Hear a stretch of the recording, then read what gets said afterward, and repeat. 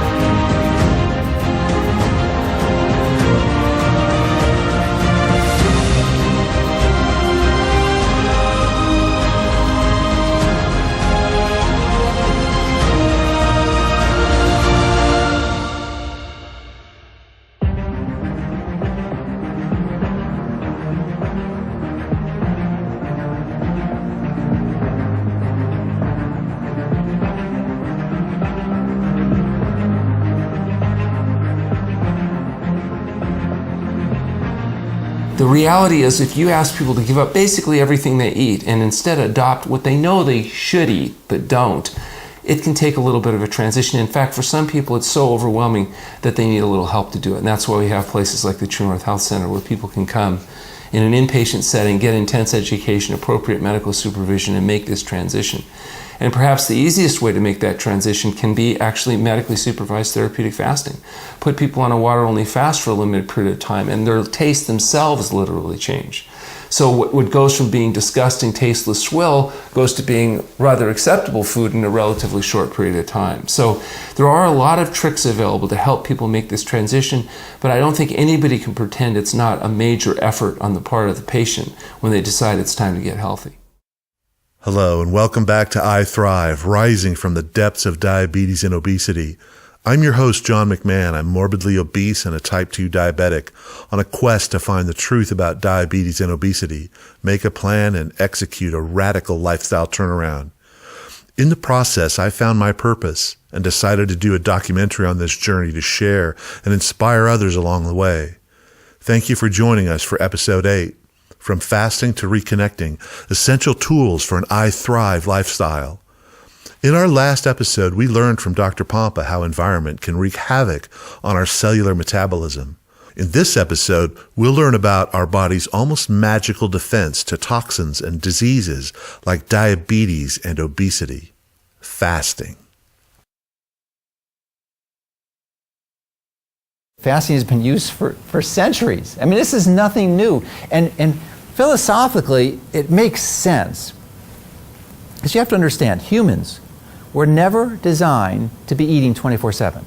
It's only within the last 100 years we even had the technical capacity to do that. That we've not had grocery stores around for 200 years. We haven't.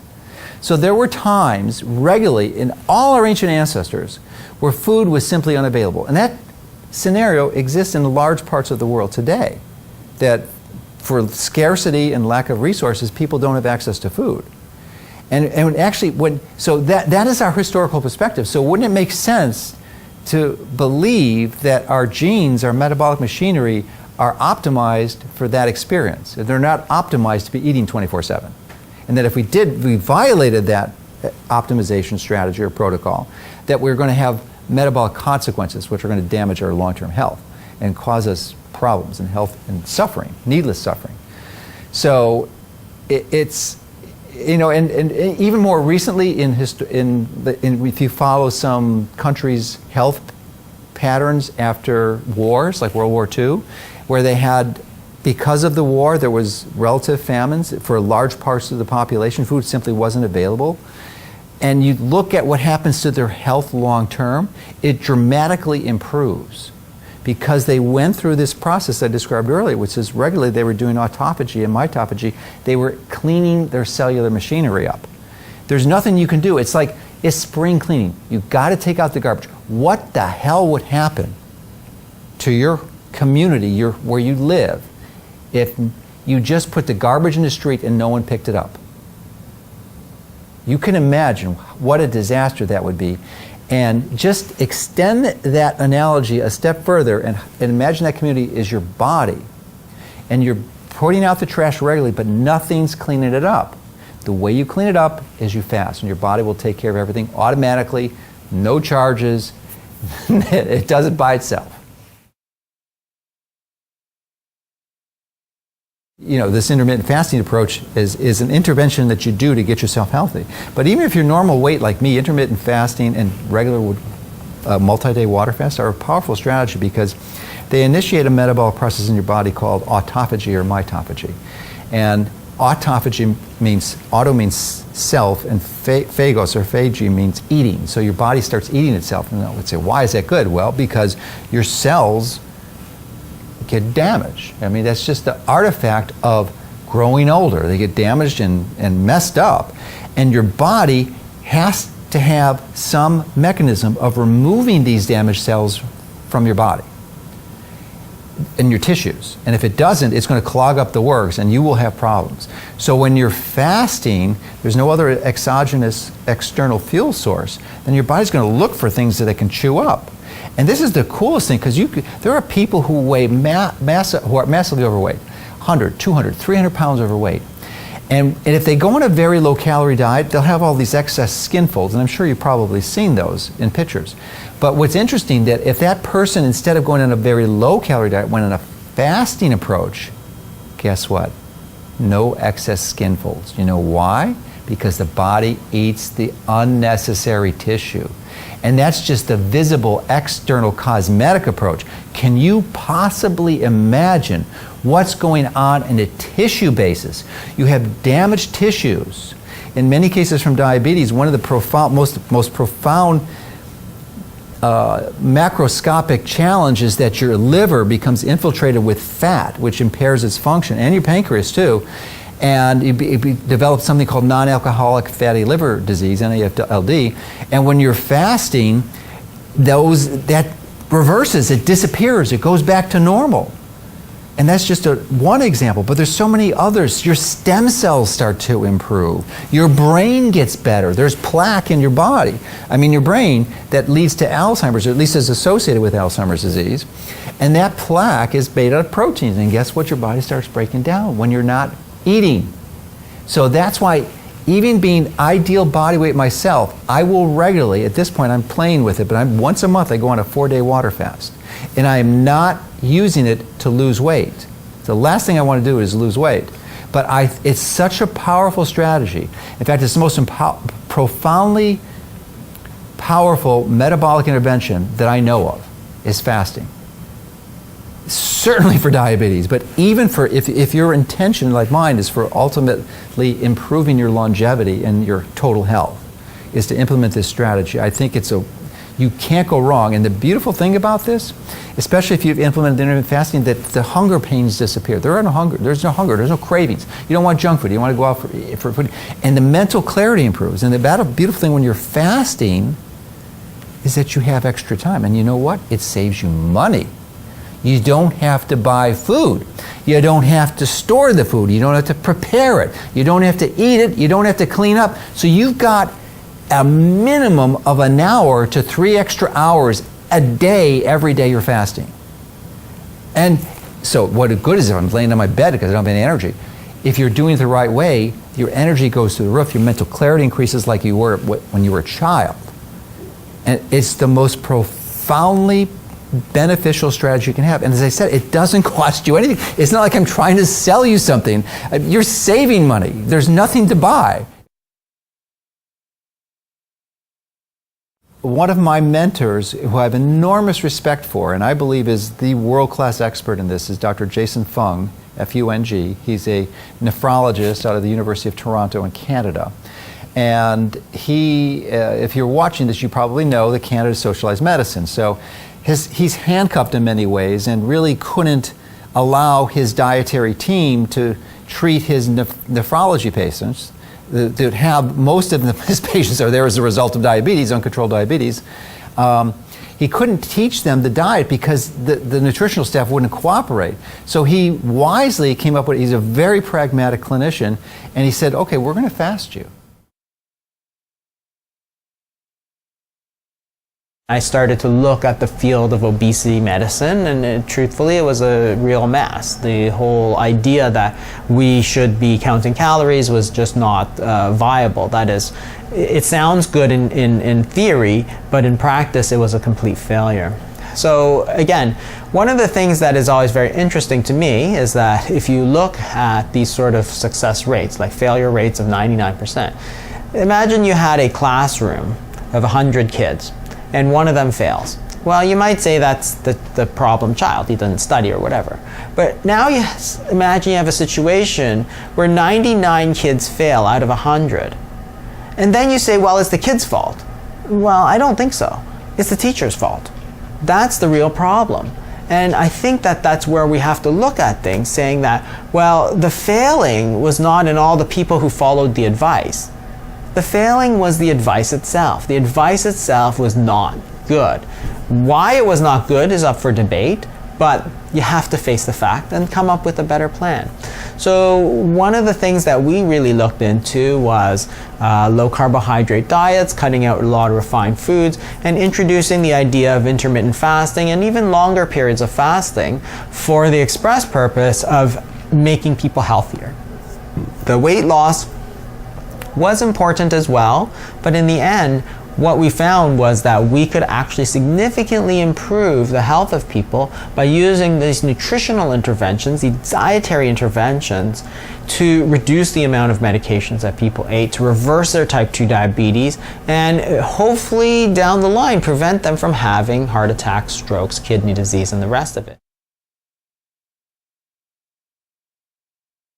So exercise is very interesting because there is no doubt that exercise is good for you, to get up, to walk and move around.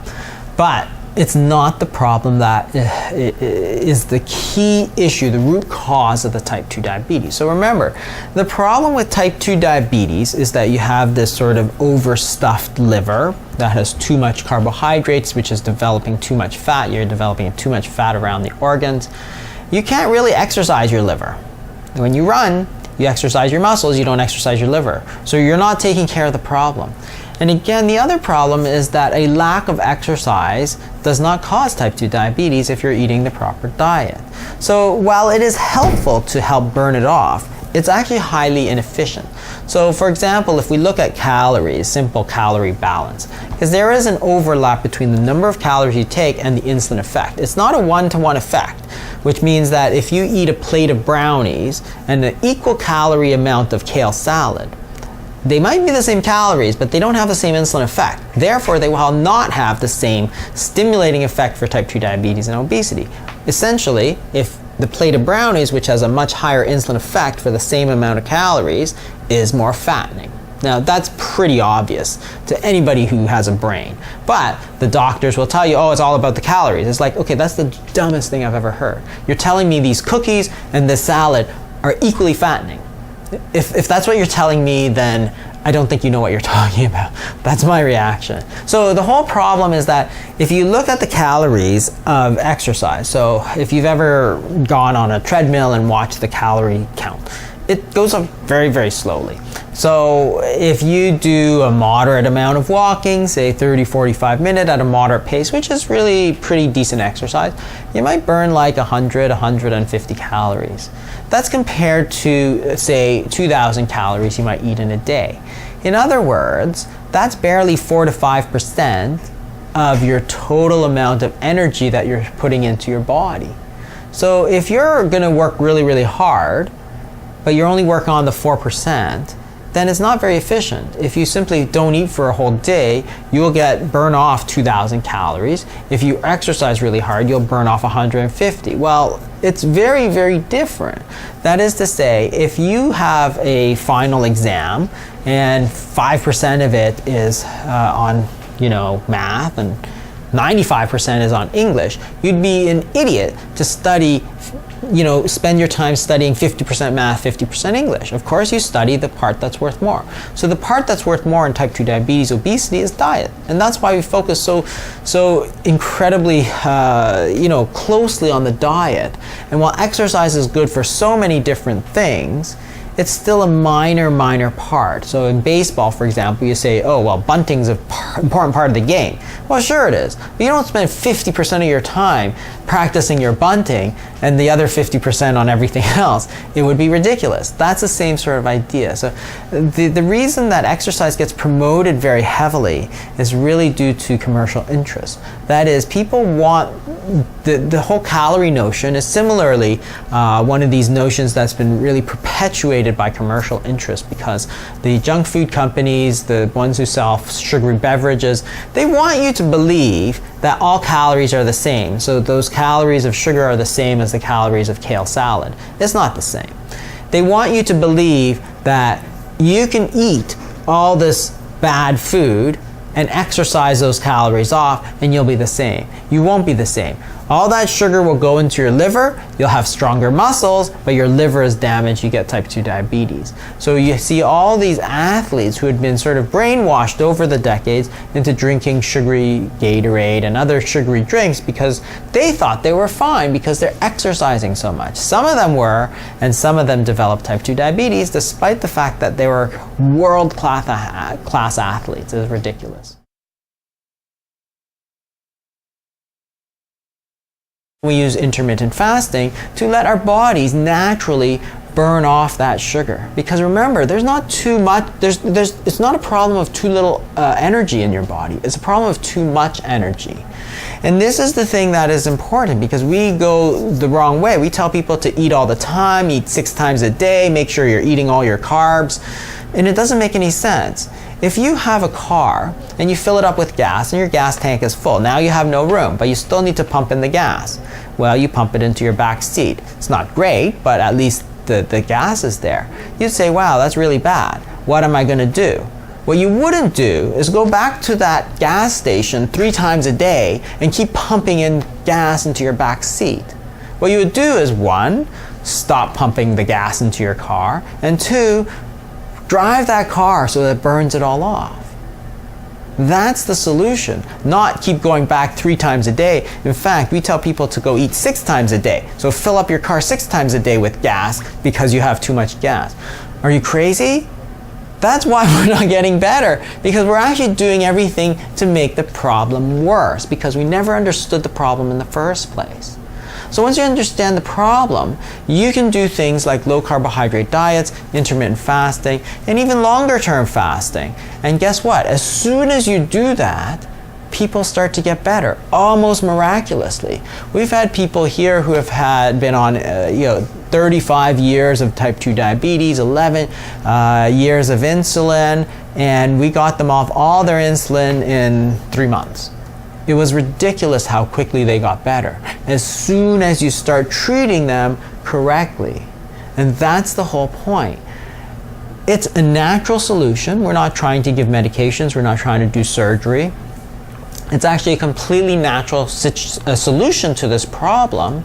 It's available to anybody in the world. It's completely free. That's amazing.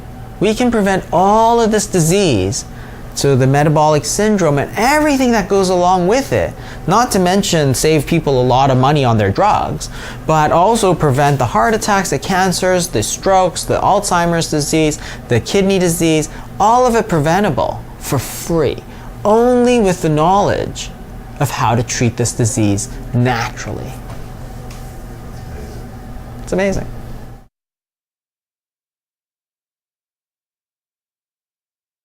Alzheimer's is a very, very interesting disease, and it's caused by these excess plaques and tangles. So this sort of excess protein that's sort of gumming up the brain and causing the failure of memory and so on. And it's one of these diseases that has been recognized very recently as also a metabolic problem. In fact, there's a lot of people that say it should be called type 3 diabetes, for example, just because it is so closely tied into the type 2 diabetes that it really should be considered part of that whole disease of too much sugar. One of the things that's very interesting is that there are protocols now that can reverse Alzheimer's, at least in the early stages. And what's interesting, of course, about it is that it has nothing to do with drugs. It's all about the diet, and one of the other things that's very fascinating is the prescribed period of fasting, to make sure that you allow your body that time to lower its insulin to start burning the food energy rather than storing it. Remember, the body exists only in one of two conditions. You're either storing fat or you're burning it. You cannot do both at the same time. So insulin is high, you store it; insulin is low, you burn it. If the problem is that you have too much food energy or fat, then you need to burn it. And it's as simple as that. You've got to get your insulin levels down. And when you do that, Alzheimer's seems to get much better as well. Understand that type 2 diabetes is about too much sugar in your body. Then you have to say, well, what can I do to get rid of this sugar? If that pill that you take does not help you get rid of the sugar, then it's not doing you any good in the long term. So if you take insulin, for example, which simply moves the sugar from the blood into the body, you're really hiding that sugar so you can't see it, but you've not made the problem any better. So it's like if you have garbage in the kitchen, and instead of throwing it out, you just throw it under the sink. So you hide the problem. Well, you can do that for a while, and then you can start throwing your garbage in the bathroom and under the bed and so on. But eventually the whole house starts to smell. That's the same idea. The problem with type 2 diabetes, too much sugar in your whole body. You got to get rid of it. Whether it means stop putting it in, or increase the excretion of it, increase the burning of it through intermittent fasting or exercise, for example, although fasting tends to be a lot more efficient, then that's what you have to do. If the medications that you take don't actually get rid of the sugar, then you're not going to get better. And that's one of the things that we figured out about 8 or 9 years ago.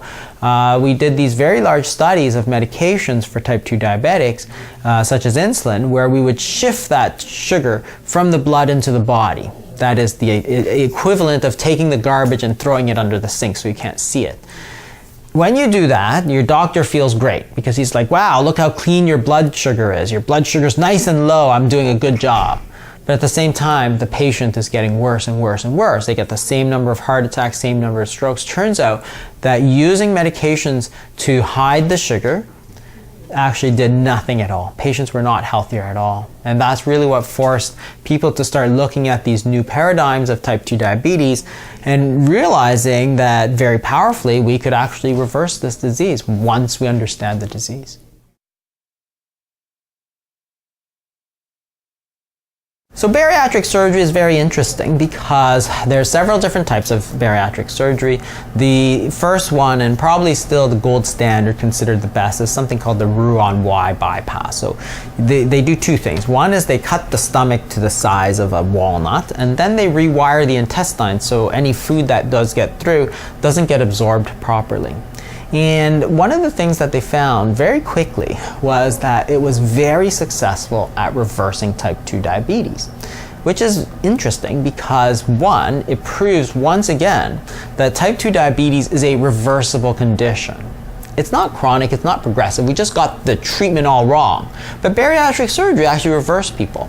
The other thing that was very interesting about it was that it reversed the type 2 diabetes extremely quickly. That is, somebody could go into bariatric surgery weighing 400 pounds with severe type 2 diabetes, and about 3 weeks later, they could be essentially non-diabetic and yet still weigh 380 pounds. So that was really interesting. And one of the things that people have to understand is that there's the reason why people got better.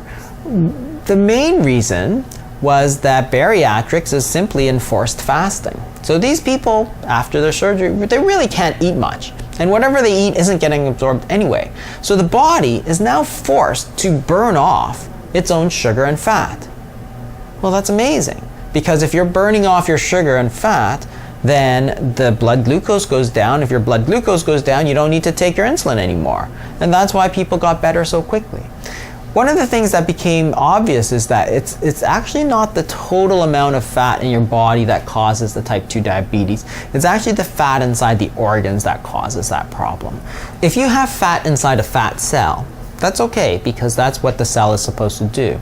But if you have a lot of fat within the liver and within the pancreas, well, that's not okay because those organs are not supposed to have fat. If you have fat inside the muscle, it's not okay because there's not supposed to be fat in muscles. What you see in a type 2 diabetic is that they have fat pretty much everywhere.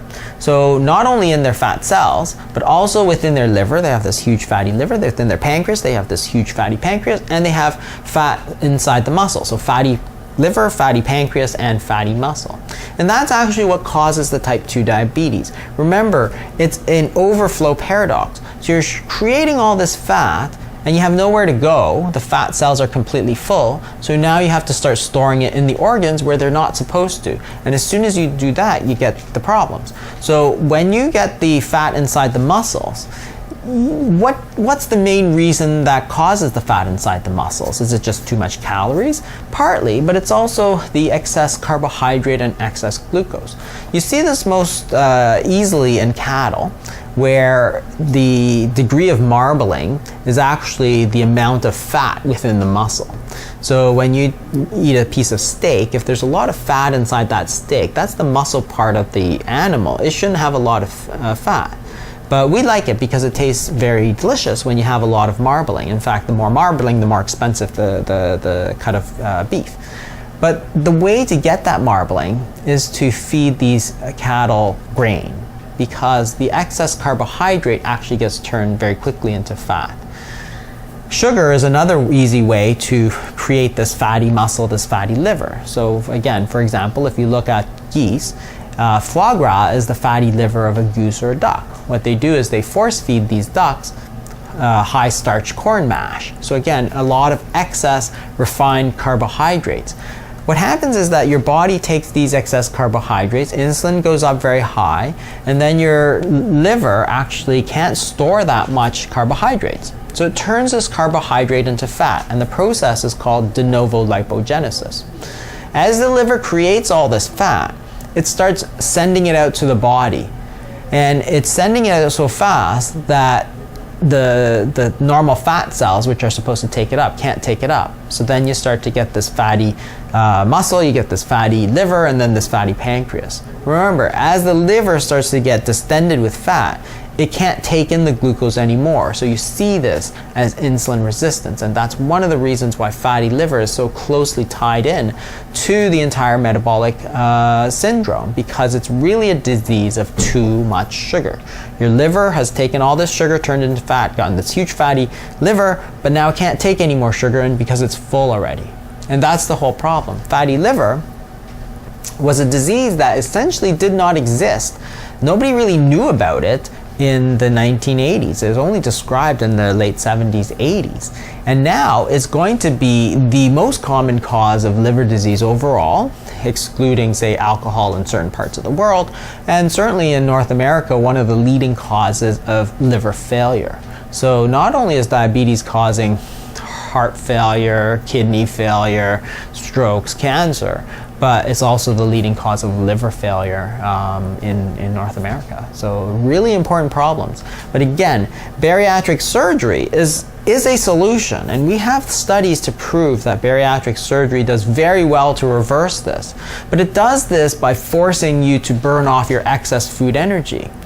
The problem with bariatric surgery is not that it doesn't work, but there's a lot of surgical complications, and there's a lot of cost to it. It's very expensive. Lots of people can't afford it. If you get all the benefits of bariatric surgery from not eating, from fasting, why don't you simply fast and save yourself the surgery? Is it easy? No, it's not easy. For sure, it's not easy. But if we give people the right information and give people the support that they need, then lots of people can do it. And this is the thing that people always tell me, oh, people won't do it, people won't do it. But in my intensive dietary management program, we have thousands of people who do it. We have 80-year-olds who will fast days and days and days and have no problem with it. Why? Because it's something that our body has the ability to do. We store fat for a reason. Remember that fat is only stored food energy. That's what it's there for. It's not there for looks. It's stored because it's food energy for you to use when you don't eat. So when you don't eat, it's completely natural and normal for you to burn those fat stores. Those fat stores that are making you sick.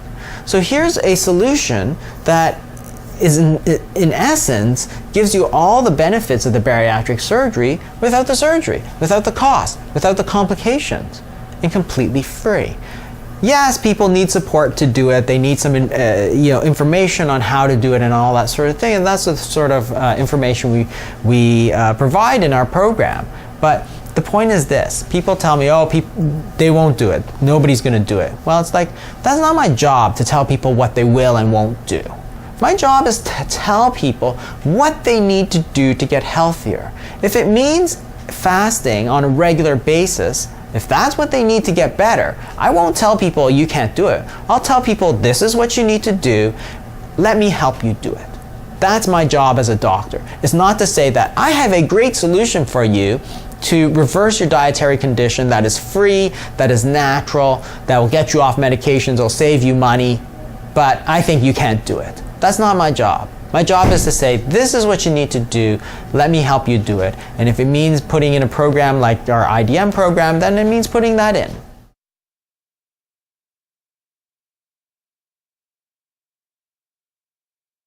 The long-term problems with bariatric surgery are that while there is a temporary solution created, eventually the stomach starts to stretch, so you can start to eat again.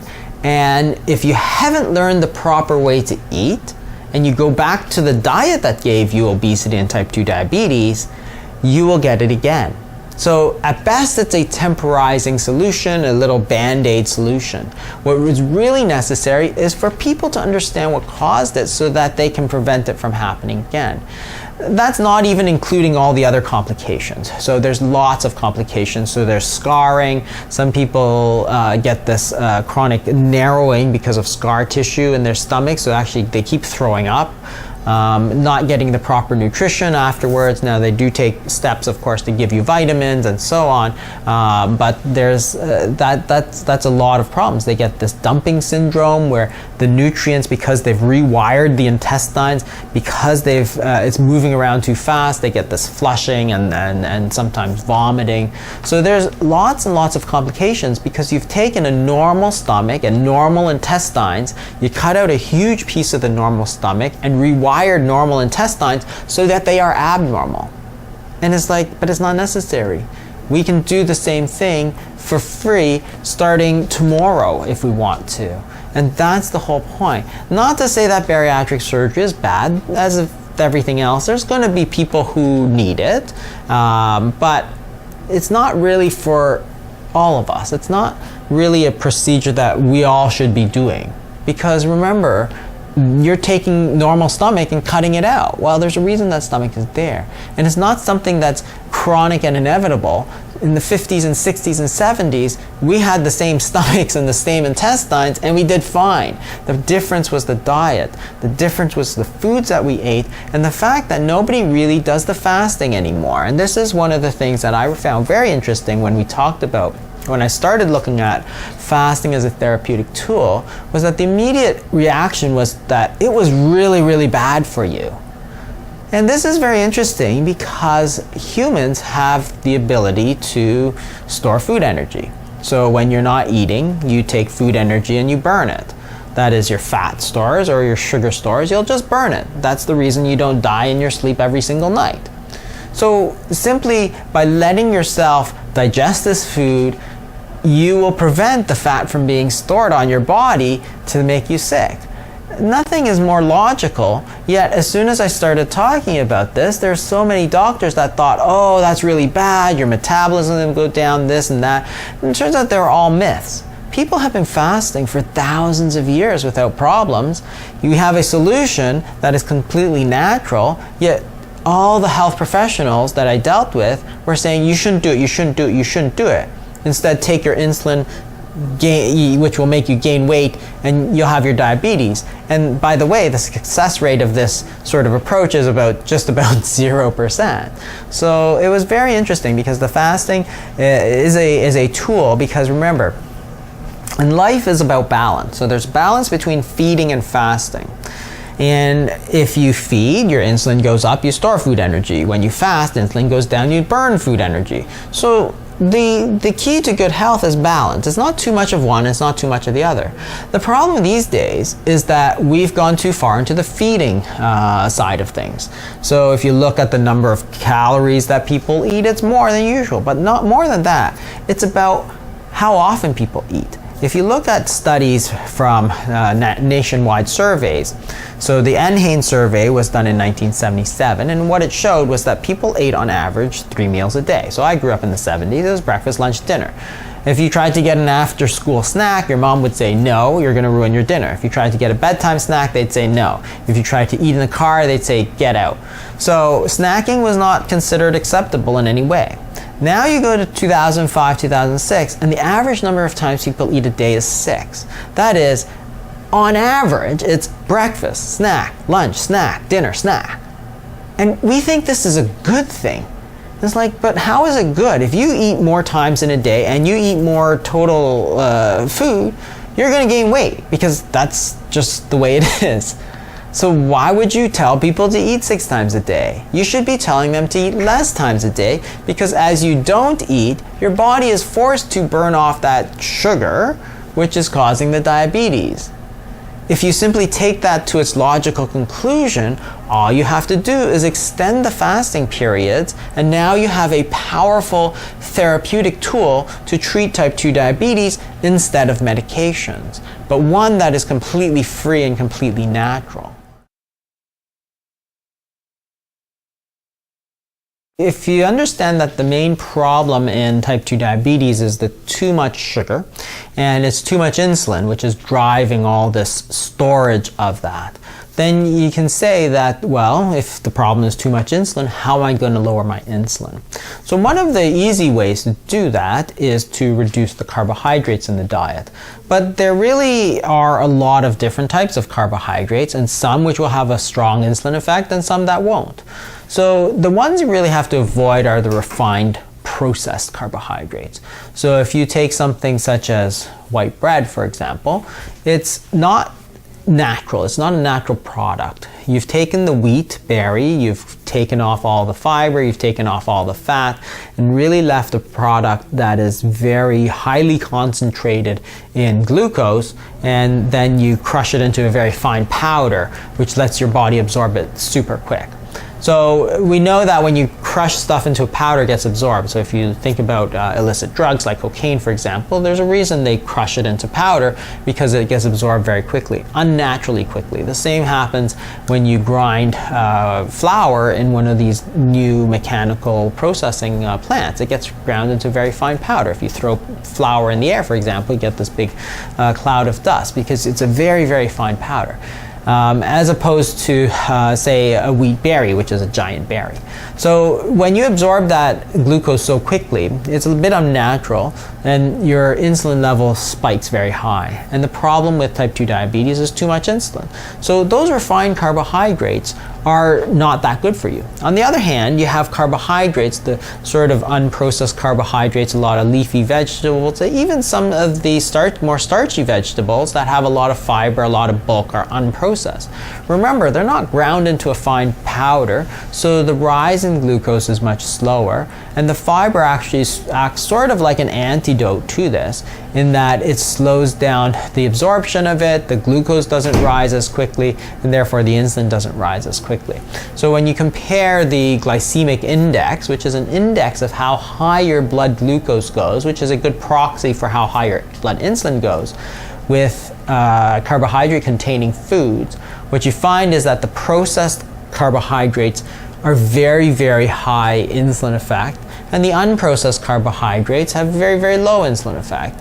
So therefore, if you're eating carbohydrates, then you should choose the sort of whole unprocessed carbohydrates, a lot of leafy vegetables, but other unprocessed carbohydrates, and maybe avoid the sort of refined cereals, the breakfast cereals, and of course, sugar is really the main problem. I think you can still get nutrition by eating plant foods if you like. You can get them from animal foods as well, but these micronutrients in plants, there's nothing wrong with eating a plant-based diet actually. It's really about the insulin effect. So eating a plant-based diet that is sort of white bread, sugar, and French fries is not good.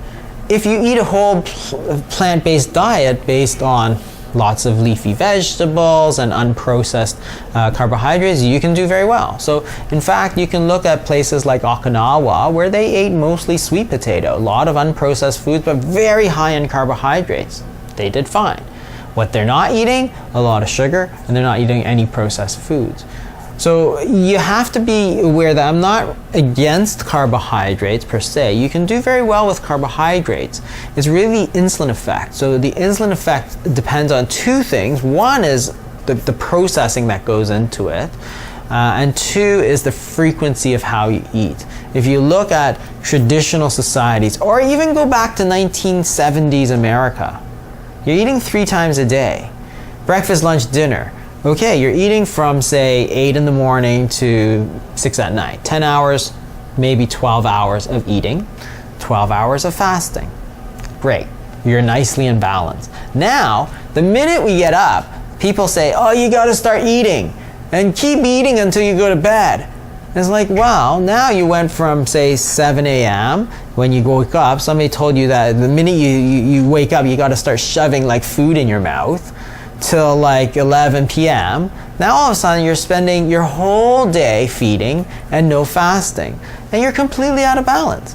And then you wonder why that you're getting sick. It's because you haven't balanced the feeding and the fasting. So again, if you look at it simplistically, all you need to do is put that back in balance. How? Well, if you had too much feeding, you need to do more fasting, and that will put you back in balance. We harness the body's own ability to burn off this glucose and this fat, and we use it to our advantage to make people healthier.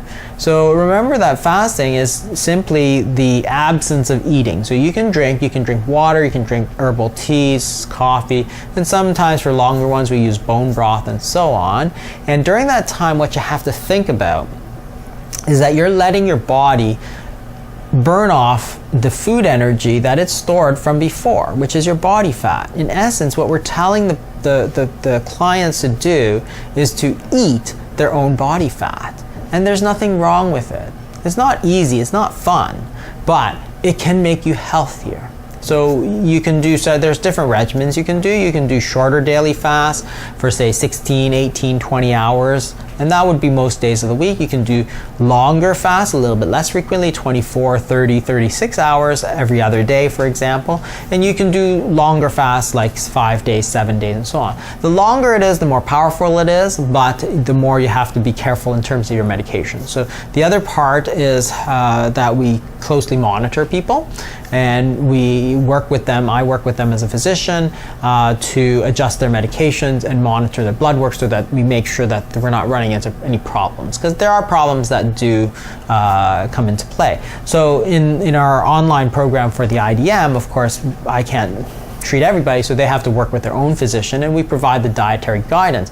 But because we have so much experience using intermittent fasting, extended fasting, people can get the guidance that they really need. Because in old days, so if you look at religious fasting, for example, people used to fast for a long time. So Ramadan is the holy month in Islamic tradition, and they fast. During Lent, people used to fast. In Greek Orthodox tradition, people used to fast. And it was easy because everybody was doing it.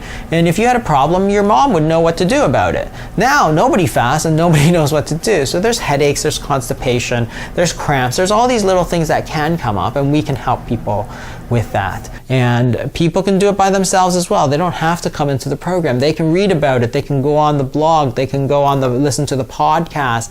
They can do any of that and simply work themselves in. And there's Facebook groups and there's other support groups online. So you can do it completely for free. And that's so powerful, because now what we're doing is we're empowering people to take back their own health. you don't have to go to the doctor to get better. You can get the proper information on this video, online, through support groups. As long as you have that basic knowledge, you can take that information and take control of your own health. All of a sudden, you're in charge. It's not like you going to the doctor and say, okay, tell me what drug I need, tell me what surgery I need, tell me what I got now. It's like, I'm taking control, I'm gonna beat it, and that's so important to people, and that's why we do it, to really give people the information that they need to take control of their own life, because really diabetes has the ability to wreck your whole life. So if you think about what it takes, the average weight loss for 1 day of fasting is only half a pound of fat. So a pound of fat is roughly 3,500 calories. If you're eating 1,800 or 2,000 calories a day, it's half a pound of fat per day. So if you think about it, and you need 50 pounds of weight or 80 pounds of weight, then that's like 100 to 200 days of fasting. That's like half a year practically that you need to do. Now you don't want to all do it at once. There's different regimens, but one of the things to really consider along with your physician, because you do need to adjust your medications. Anytime you adjust your diet, you have to adjust your medications, because those medications for diabetes are based on what you're currently eating. If you're changing what you're eating, you need to talk to your physician about changing that. But then you can do things like short intermittent fast, so alternate daily fasting, where you eat kind of every other day, or throwing in some longer fasts like 5 days, 7 days, 10 days, where you don't eat anything. Just drink water and let your body eat that fat. Is it hard? Yeah, it's not easy.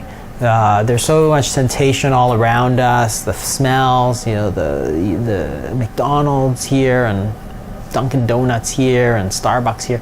There's lots of temptation. It's difficult, but at the same time, what's really difficult is heart attacks, heart failure, dialysis, blindness. You want to talk hard, that's hard. And if you develop that, there will be nothing you can do at that point. The damage is done. Like, you can only prevent these problems, you can't reverse them. So what you'd have to do is really start a program such as that, where you have a set regimen, work it out with your doctor, what days you're gonna not eat, let your body burn off that sugar, and how to adjust the medications, make sure you're getting monitored for nutrient deficiency, electrolytes, and kind of go from there. Fantastic, thanks. Yeah. All right. Really appreciate it. Okay, no problem.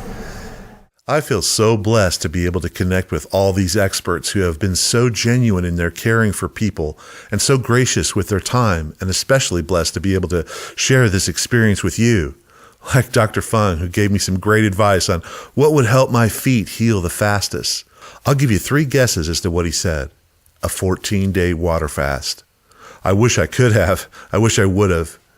Following is a clip of a tough moment on my journey.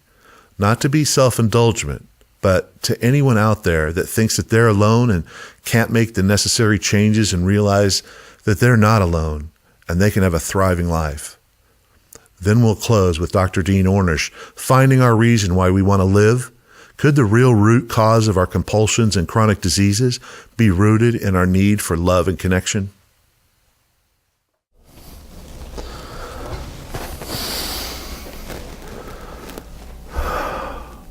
All right. Well, I'm here in Las Vegas at the Chef AJ Ultimate Weight Loss live event. Just wrapping up Sunday night, started Friday night with the meet and greet, which was great, and then all day, from 7 a.m. to 6 p.m. or 7 p.m. Saturday and Sunday.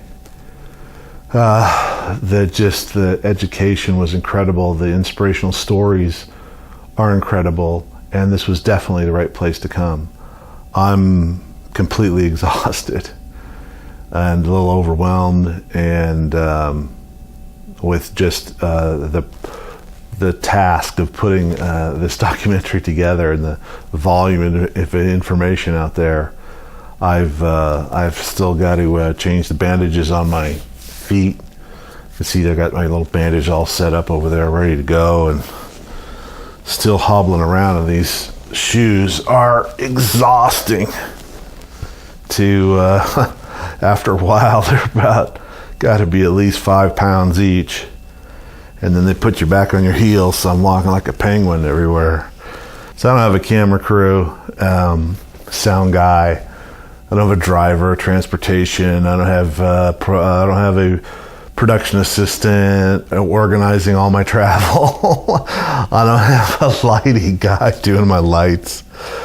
And I don't have a history of even doing this. I just had some gracious friends that are in the business that just showed me a few things to be able to get this done in a professional way. And I think the meat of the content is really what my intention is, to move and inspire other people with my journey and to be vulnerable at times like this. And this is being vulnerable.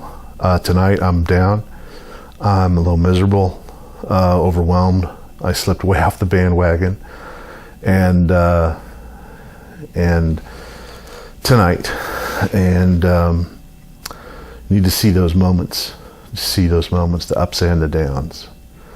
So that's what I'm going to share. Take a few minutes to unpack the gear again after packing it up in the auditorium and then trucking it back to my room, unpacking it, setting it up, doing my own white balance and trying to estimate my own focus and then record something for you. But it really matters to me.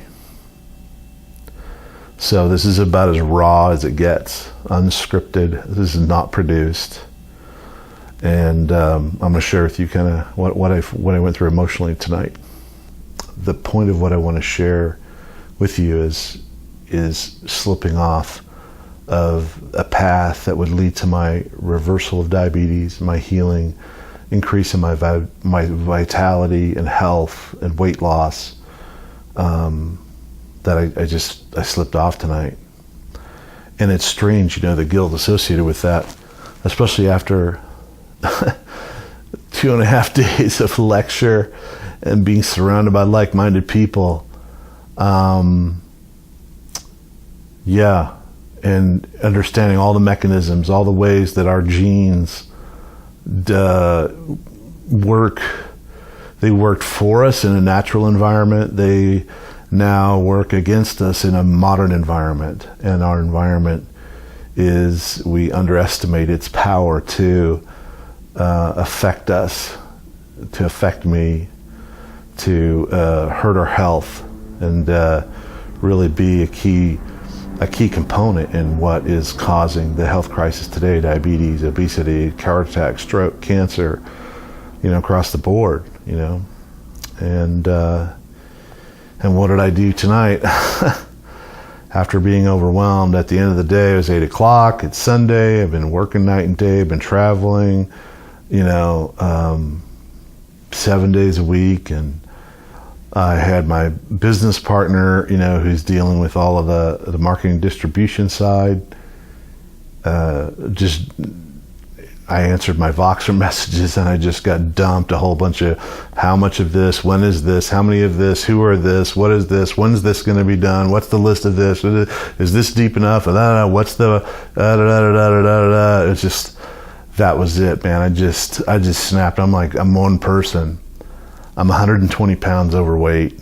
I've got diabetic neuropathy, pinprick tests up to my knees. I've got second, third degree burns on my toes that aren't healing like they should, because I keep staying on my feet, even with these boots. Maybe these boots the only thing that's saving me, but still, they weigh about 5 pounds. I'm just tired from carrying those around.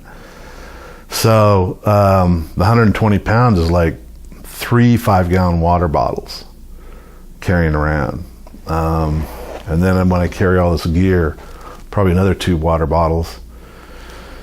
So here I am complaining, but I'm being real. This is just what I'm feeling. And then I got all of that pressure from the project and I'm thinking to myself, can I even do this? I even have the energy. Am I even the personality type, maybe I'm just going to be a statistic. I'm someone that can't do it. That just doesn't ever make that 100% switch in their mind where there's no other option to eat except what is clearly laid out as the most healthy and fastest way. The slow fast way, as I learned Dr. Doug Lyle explain, of reversing chronic disease, reversing diabetes, reversing obesity, increasing energy, health in a long-term sustainable way as a life in a natural way. And here I am with all that knowledge, just stepping into my own grave. So what's wrong with me? I'm broken. Why would I do something so stupid? Why don't I care for myself? Why don't I love myself enough? Because I heard all this stuff this weekend, the self-love, the health, the nutrition, and how we underestimate our environment, that our environment is critical in helping us navigate this path to health and making choices of eating from the garden instead of eating from the factory. And what did I do? Man, I got those messages with the pressure of this project, and I'm just one person, and I couldn't do it all. I didn't have the answers. And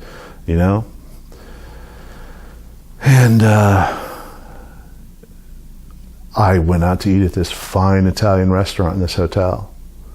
Just like Dr. Goldhammer talks about bread, about how tempting bread is. I did the 2-basket thing, of course. I ate 1 basket, then I'm waiting for the guy to come around impatiently and get a second basket of bread. Of course, that comes with a second plate of butter and a second bowl of olive oil and black pepper and herbs and spices, which I subsequently consumed. And I realized I was not eating for nourishment, for food. Man, I felt like a smoker, the way I would, and I don't smoke, but the way I envisioned smokers feeling when, they're kind of got an edge to them and they go out and they just take that puff or that chew or whatever the nicotine is. They just feel like, okay, that's good. That's exactly the way I felt eating that meal. I started to feel that just for ordering the meal, eating it, and even, afterwards, quite a little bit afterwards. It's just now, maybe an hour later, I'm starting to feel what the effects are, my knowledge, the guilt, the shame associated with it, especially having to gather up the energy to unpack all my stuff, set up the camera and the lights and test the sound and go back and forth and get everything set up to record my journey for you. I'm not complaining about that. I'm saying that just to let you know that I'm just like you. There's nothing super human about me. In fact, I probably have the worst personality to try to stick with this program. Eat from the garden. How hard can that be? But it turns out food addiction is a real thing, and it's I feel ashamed to even admit to it. But I could just look at my behavior, and if I was standing outside looking at how I act, I'm using the food. That whole experience tonight was a drug, Now that I'm more aware, it felt like a drug. Felt good. But I know now with the knowledge that I have, what is now going on inside my body, what the olive oil is doing to the endothelial lining of my blood vessels, which is adding more danger to my neuropathy and my open wounds on my toes from the burn. It's adding to the neuropathy of my hands. It is slowed down. The saturated fat has slowed down. I've seen the videos of the arterial pathways. It just see the red blood vessels just slow down, and that means less blood is going to get down there to my feet to heal. My immune system is going to get knocked back, and I've done this horrible self-destructive thing, because of a craving. And I even learned today what's scientifically behind the craving, and what would happen if I indulged. It would reinforce that.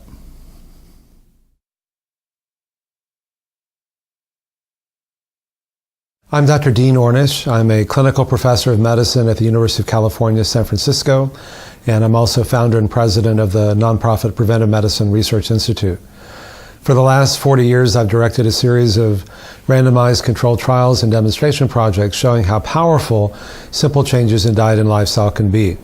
Eat well, move more, stress less, love more. Specifically, a whole foods plant-based diet that's naturally low in refined carbs like sugar and white flour, as well as in fat. Various stress management techniques, including meditation and yoga. Moderate exercise, like walking a half an hour a day. And what we call psychosocial support, which is really love and intimacy. People often have a hard time believing that these simple changes can make such a powerful difference, but they often do.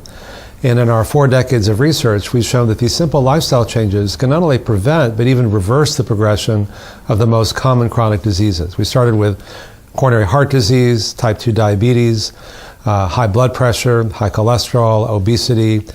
It can slow, stop, reverse the progression of men with early stage prostate cancer and by extension breast cancer in women. The more diseases we look at, the more underlying biological mechanisms we study, the more reasons we have to explain why these simple lifestyle changes are so powerful and how quickly they can occur.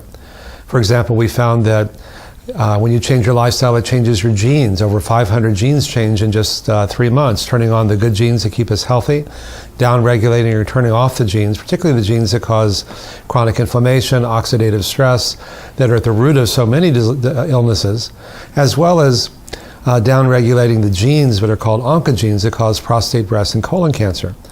We did a study where we also found, in collaboration with Dr. Elizabeth Blackburn, who got the Nobel Prize for discovering telomeres and telomerase, the enzyme that repairs and lengthens our telomeres, which are the ends of our chromosomes that really regulate how long we live.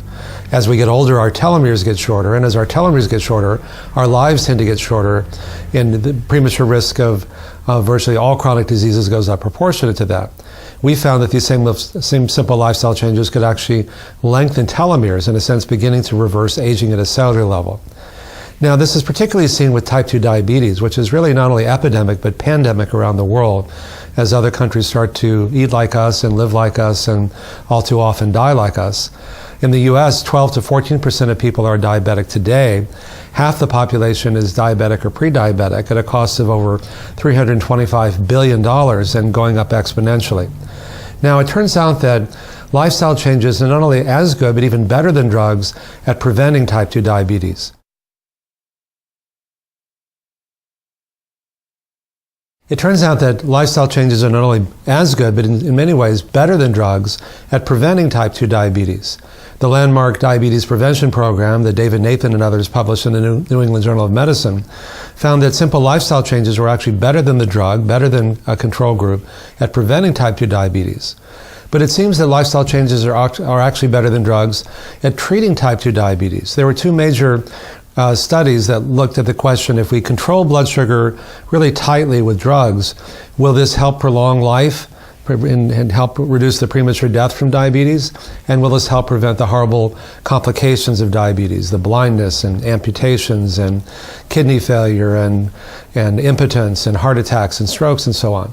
Well, the Navigator and the Accord studies found that actually the premature death was increased, and it wasn't nearly as good at preventing the horrible complications and side effects of diabetes as getting your blood sugar down with diet and lifestyle.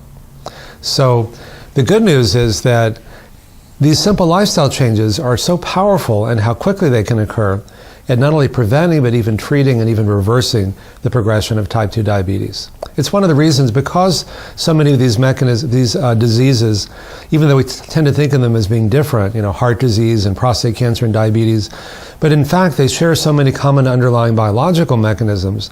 That's why these same simple lifestyle changes are so powerful in such a variety of chronic conditions, because they share so many common underlying biological mechanisms in common.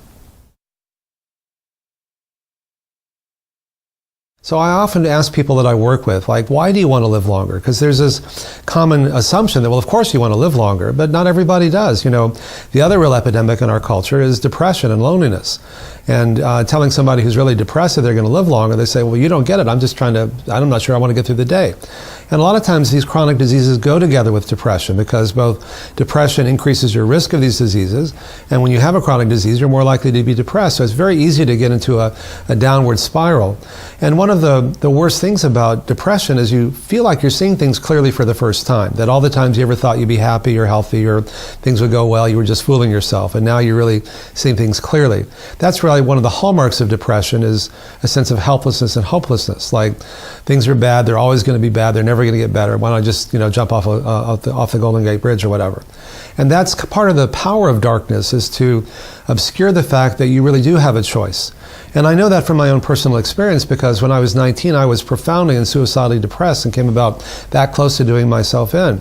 But I didn't, fortunately, and so many people are in that situation. And so I've learned that it's not enough to just focus on behaviors. It's not enough to just give people information. We have to work at a deeper level. And the underlying theme of all of my work for the last 40 years is a very simple question. What's the cause? What's really behind this? And if we just literally or figuratively bypass it without treating the cause, the problem tends to come back again, or you get a whole new set of problems. But what we're learning is that the cause is often not just the behaviors and not just the information, but what am I feeling, And telling somebody who's lonely and depressed to quit smoking, for example, or change their diet, they say, hey, you don't get it. These behaviors are helping me, deal with my pain. I've got 20 friends in this pack of cigarettes. They're always there for me, and nobody else is. You're going to take away my 20 friends? What are you going to give me?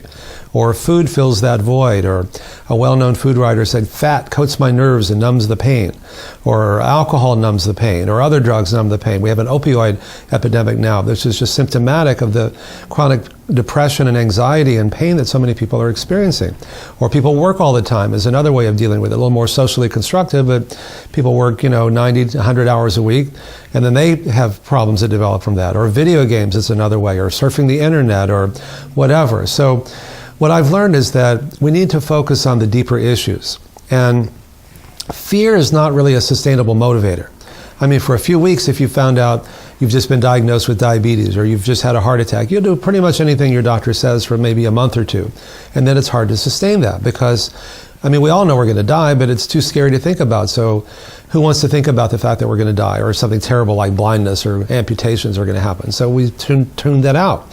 And so I found that while fear of dying is not a very sustainable motivator, joy of living is, and a sense of meaning is. So I ask people, why do you want to live longer? They say, oh, no one's ever asked me that before. It's like, oh, I don't know. I want to live longer because I want to watch my kids grow up. I want to dance at their wedding. I want to, make love with my spouse. I want to go back to work. I want to do something meaningful in the world.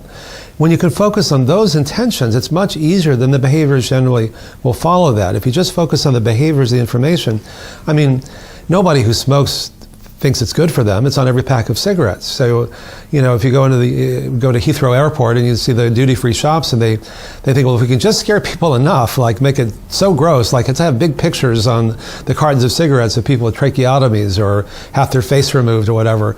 But again, that doesn't work. My father was a dentist and he'd come to our school and show slides of people with oropharyngeal cancer or half their face removed or whatever, say, don't smoke, kids. And it'd be so scary that people would make fun of it and they go out and have a cigarette afterwards. What's sustainable is joy and pleasure and freedom and love. And if you feel like you're freely choosing to do this, if you feel like this is going to really improve the quality of your life, not just help prevent something bad from happening down the road, oh, I think more clearly, I have energy, I look better, I look younger, I lose weight, I have better sex, I sleep better at night, I can think more multidimensionally. You know, these are the things that really make a difference. And you'll probably live longer too, but again, who wants to live longer if you're not enjoying life? So I think we first have to change the terms of the debate, you know, from the people who say, oh, if I knew I was, you know, the only way you get to live to be 100 is by not doing the things that make you want to live to be 100. That's just wrong. I mean, I have more fun now than I ever did when I was eating meat, you know, because I can do things so much better.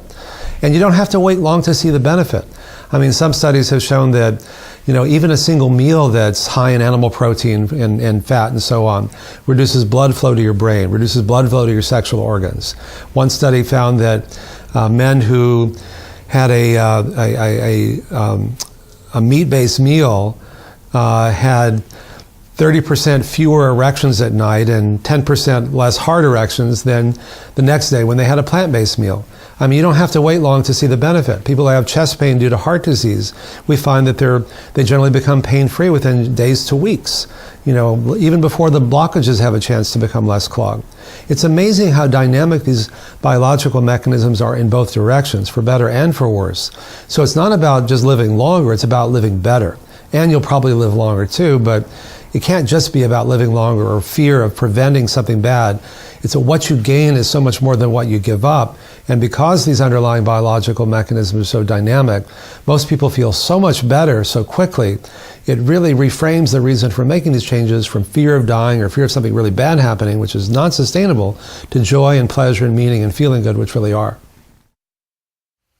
I choose a new lifestyle. I choose to thrive. If you're struggling to find hope, your struggle is over. I invite you to join me if you would. Become an active part of this community as we learn from each other and create an iThrive lifestyle. I can't wait to share this final episode with you tomorrow either. The Thrivers and their stories to be inspired by. Thank you for your time and attention. May you thrive. Hey, here I am again. Remember that scene where I'm in my hotel room, totally hopeless? I'm so glad I didn't give up. I'm so glad that I made the effort to record that moment because I know I'm not alone in having been in that dark place. Remember what Dr. Dean Ornish said? What you gain is so much more than what you give up. And I've gained so much joy and pleasure and meaning in my life. And I want that for you too. If you missed an episode or you're really inspired and you just want to get all the episodes right now to get started on your journey, or you just want to share it with someone else to get them started now, then go for it. Under this video, you have a chance to own the series at a discount, including all the episodes, plus the full-length interviews of each expert with everything transcribed for you to also read.